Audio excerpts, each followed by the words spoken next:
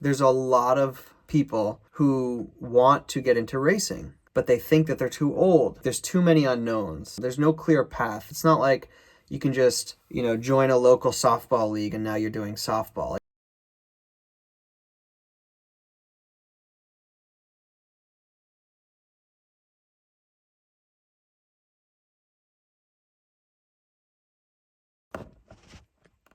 Racing is such a crazy sport. I can't believe I'm doing it. It's been 3 years since I started, and I'm just kind of reflecting now and want to share what it's been like as a very amateur, very green person who got started late in life. If you're looking to get into racing, maybe this gives you a cool perspective. Maybe you already are racing and you can relate. I remember being right out of college and telling people, like, all I want to do is race cars. I didn't really know what I wanted to do with my degree.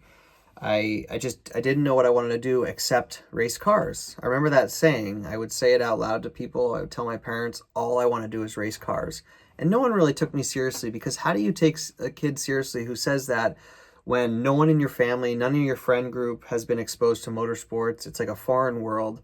Like, what do you mean you want to race cars? Like, yeah, good luck. Go get a job. And so that's kind of where I was at for a while. And I was in that dreaming phase for a good decade, dreaming about car racing. It was mostly just excuses, or just, I was reinforcing the story in my head that I was too old, that it was too expensive, that I didn't have the means to get into it, that I didn't know anyone in it, that I didn't have the money. And over time, it was like I kept telling myself those things, and they became more and more true. And it basically would have been the trajectory of my life, I think, had my wife not stepped in and said, look, you've been talking about this.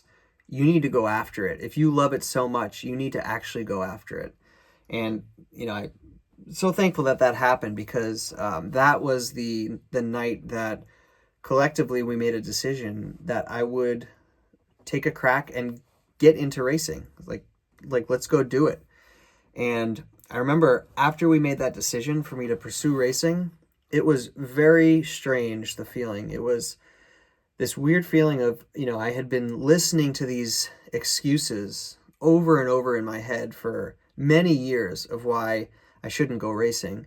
And all of a sudden, I was doing it, and it just felt wrong. It felt very uncomfortable. I had never really felt that feeling before. It just felt like I was betraying a part of myself, and like I was just doing something wrong, that it wasn't real. Because who was I to do that?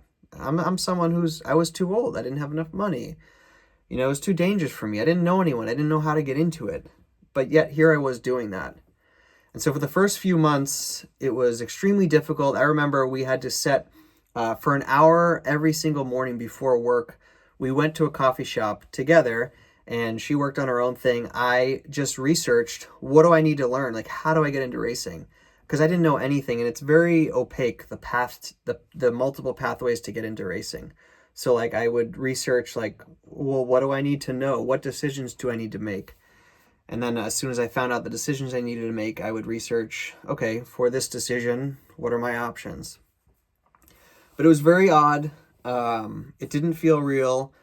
I always had the urge to, like, am I going to wake up one day and realize that I'm dreaming, like I'm not actually going after it? But eventually that went away as I started doing things. I found racing school. I went to racing school, and then, within a year I had my SCCA competition license, which was enough to get me on track. Uh, all I needed was a race car. And then, I won't go through the whole story, but just opportunities kept happening where I would meet people, and then, someone I met who ended up becoming my mentor helped find my race car on Facebook Marketplace. I bought that. I'm sitting in it right now. I've done a ton of work to it, and I'm now almost finished 2 seasons racing in the SCCA, club racing, regional racing. And it's just crazy because I had all these doubts. Those were just excuses. There's a lot of people who want to get into racing, but they think that they're too old. There's too many unknowns. There's no clear path. It's not like you can just, join a local softball league and now you're doing softball. Like, it's hard to get in. There's so many decisions you have to make. There's different hoops you have to jump through. And that is intimidating for a lot of people. There's a lot of friction to get into it.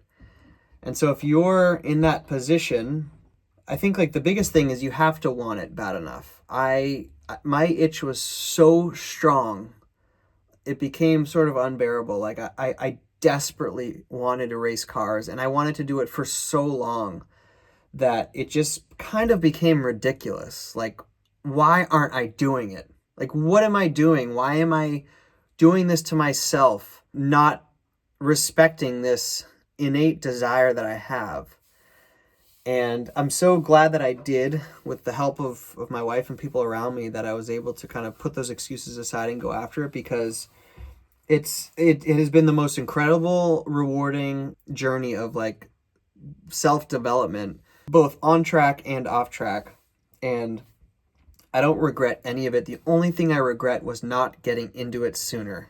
That sounds cliche, but like I wish I had done a lot more arrive and drive karting, like K1 Speed, the Challenge GP that I still do. I wish I had done that. I wish I had just gone to more local regional racing events when I was younger, just to meet people. I just put it off for so long, thinking like, well, if I don't have the money, if I'm not good enough, then why would I even bother? But I ended up bothering. I ended up getting into it, so I should have started sooner. But now that I've been doing it, it's been incredible. But yet it brings its own challenges. It is incredibly time intensive. If you're someone like me who wants to really take it seriously and to learn and to progress and to really like see what doors that you can open in the racing world, then it's a huge commitment. If you just want to go out and have fun in a few weekends, then once you build up your base, once you buy your car, you have maybe a truck and trailer, and you have the routine down, you can do that. You can pick a few race weekends out of the year, go to those races, have a good time. Maybe you don't really care how well you do, but I want to win. I want to get better. I want to keep raising the bar. I want to keep diving headfirst into this world of motorsports and performance driving, and I'm always striving for more. And because of that, I have a lot of pressure on myself, and it takes a lot of time, and it does take money, and it does take resources to go after it. So, that has been probably the biggest challenge, is just managing this. And like, I still have a ton of self-doubt because like there's just so much to figure out. I'm still learning about this car. I'm still making like I was leaving like almost 5,000 RPM on the table for almost 2 years until my coach identified that I was shifting too early. Things like that. Just like there's still so much to learn, and that's great, but it is tricky because everyone is on a different level, and it's hard to not compare yourself to people. But the reality is like you're in the mix with people who have been doing it for a long time, people who just started, people with massive budgets, people with small budgets, people with different skills and different strengths and weaknesses. And so like you end up kind of driving yourself crazy, comparing yourself to other drivers.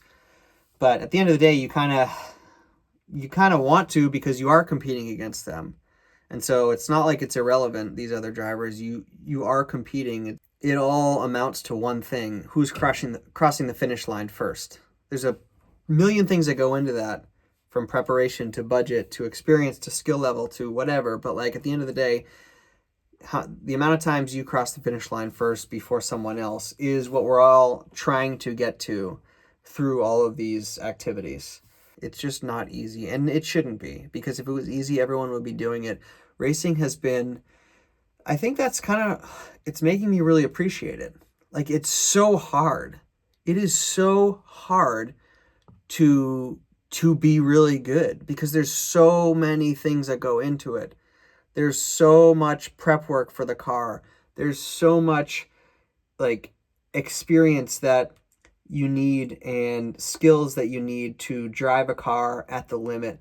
There's so much experience and skill that you need to have good racecraft and to execute on race strategy. And you need the right support system around you because of the time commitment, because of the financial commitment. It's just like a very demanding sport, but I think that's why it's so rewarding, because like it offers so much back when you can get it right, or when you can have like a moment of brilliance, or just have sort of something that reminds you why you're doing it, whether it's the people helping you fix your car, or a save that you have if you're going to crash and you save the car, or an overtake or something. Like, there's just so much that it offers. And even at the highest level, I mean, think about the guys in F1. Even they're striving to put down the perfect lap after lap. Like, it's such an elusive target, but it's such a rewarding target to go after, because there's so much richness along the way as you strive for that limit of grip, and as you strive to put down the perfect lap and execute the perfect overtake or the perfect defense or the perfect race strategy. And then you do it, and then you realize that's just one race. We got 20 more races to go this season, so I need to do it again and again. And things are changing, and it's just, you can't rest on your laurels. You can't take where you are for granted. There's just, it'll just punish you and punish you, but it lets you give as much as you want into it. And I think that's why people love it. It's just like, there's no ceiling to how good it can get. And you're always learning and you're always developing. And I don't know. I think that's that is probably the coolest thing about racing, aside from just the physical experience of it, which I think a lot of us like, which I am, like, that's what draws me, is like the experience of being in the car, driving and controlling a car at the limit. I think it's an incredible experience, but the fact that it is so rewarding, I think that's what is the coolest thing about it. I guess the bottom line is, if you're struggling to get into something that you're having a lot of doubts about, one, I mean, how bad do you really want it? Because if you don't want it bad enough, then maybe you shouldn't go after it. But if you do, you're going to have to put your excuses aside. Those excuses are going to be there regardless. So don't try to get rid of them. Just move forward in spite of those excuses. They're going to linger a while in your head. Eventually, when you pick up enough momentum, they're going to be gone, and you'll probably just have a new set of excuses like me. But you'll be a lot farther along and grateful for it. Thanks for watching. I'll see you on the next one. Peace.